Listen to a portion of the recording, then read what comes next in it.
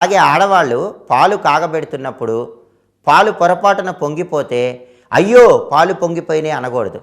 హమ్మయ్యా పాలు పొంగినాయి అనాలి. అయ్యో అంటే దోషం కలుగుతుంది. హమ్మయ్యా పాలు పొంగినాయి అని చెప్పి 2 బియ్యపు గింజలు పాల చుక్కల్లో వేయాలి. అలా చేస్తే లక్ష్మీదేవి ఆనందించి యజమానికి అదృష్టం కలిసి వచ్చేలాగా చేస్తుంది. అలాగే పాలు కాగబెట్టిన తర్వాత ఎక్కువసేపు మూత పెట్టకుండా ఉండకూడదు. వెంటనే మూతలు పెట్టుకోవాలి.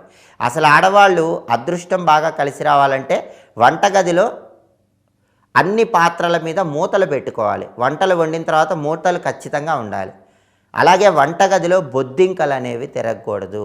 ఏ ఇంట్లో అయితే వంటగదిలో బొద్దింకలు తిరుగుతూ ఉంటాయో ఆ ఇంట్లోకి జ్యేష్ఠాదేవి దరిద్ర దేవత ప్రవేశిస్తుంది. కాబట్టి వంటగదిలో బొద్దింకలు లేకుండా ఆడవాళ్ళు జాగ్రత్తగా శుభ్రంగా ఉంచుకోవాలి.